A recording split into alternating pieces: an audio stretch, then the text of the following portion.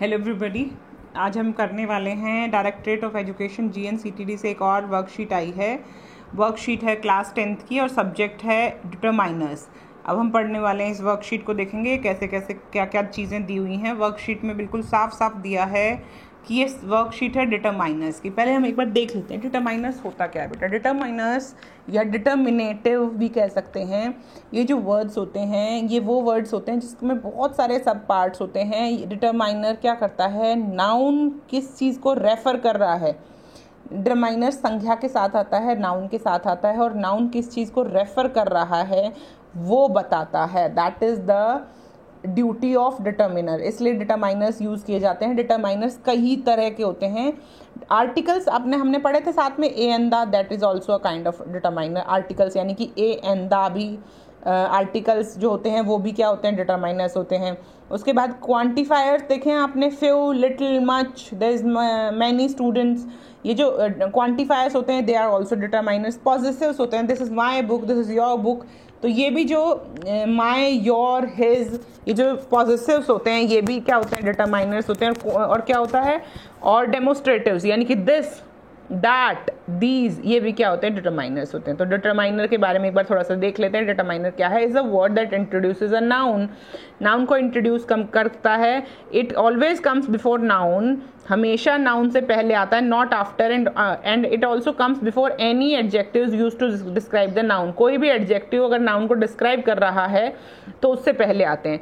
Determiners are required before a singular noun but are optional when it comes to introducing plural nouns. अगर singular noun को introduce करना है तो determiner पक्का ही आएगा। प्लूरल के साथ ऑप्शनल है, आ भी सकता, नहीं भी आ सकता। Determiner can be divided to the following types. इस टाइप के होते हैं articles a and the, demonstratives this, that, these, those. This that में क्या फर्क होता है, मैं यहाँ हूँ, मैं यहाँ हूँ, यहाँ कोई चीज़ है तो ये दिस है, और वहाँ कोई चीज़ है तो वो दैट है ना। यहाँ पर बहुत सारी चीज़ें हैं तो ये दीज हैं, क्या हैं, दीज। और वहाँ पर थोड़ी दूरी पर बहुत सारी चीज़ें हैं तो वो हैं दोज। तो दिस का प्लूरल दीज होता है और दैट का प्लूरल दोज होता है। ठीक है, I hope I am able to make clear.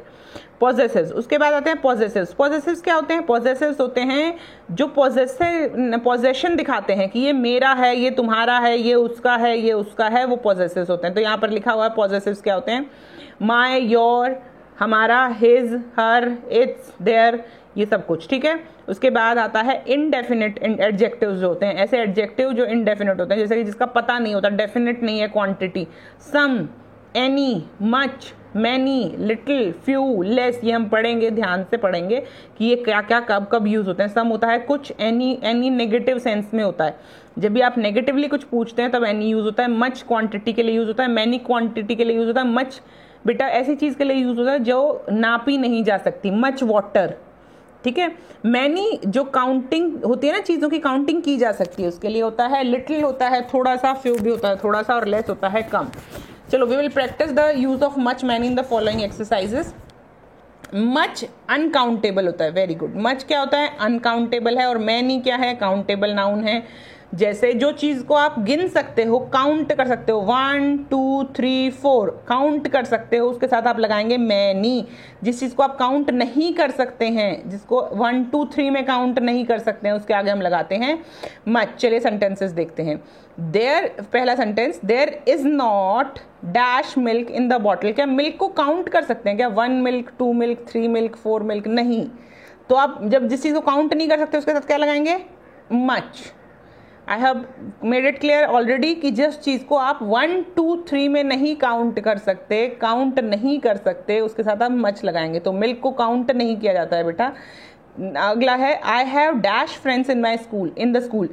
आप कितने फ्रेंड्स होंगे, 4 5 6 7 8 10 20 100, तो वो क्या है, वो काउंट किए जा सकते हैं। इसलिए आप क्या लिखेंगे, I have many friends.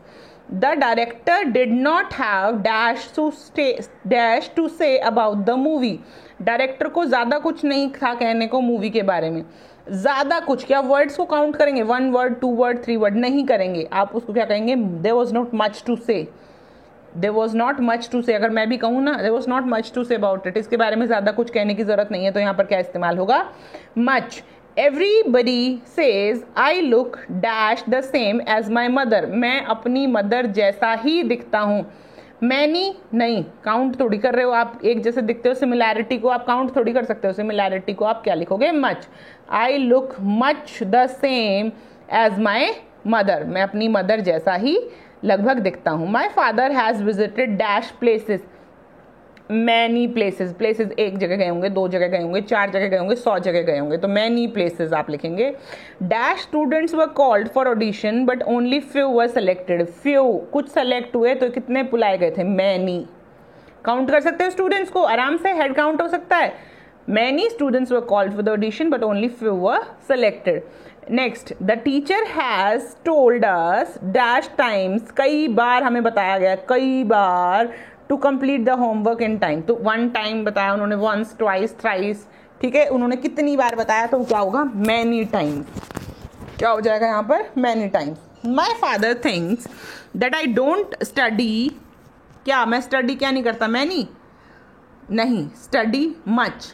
My father thinks that I don't study much, मेरे फादर को लगता है मैं ज़्यादा नहीं पढ़ता, मैं मतलब कम पढ़ता हूँ। तो यहाँ पर आप मैनी का इस्तेमाल तो नहीं कर सकते, स्टडी को आप काउंट नहीं कर सकते हो, तो यहाँ पर आप क्या लिखोगे, मच।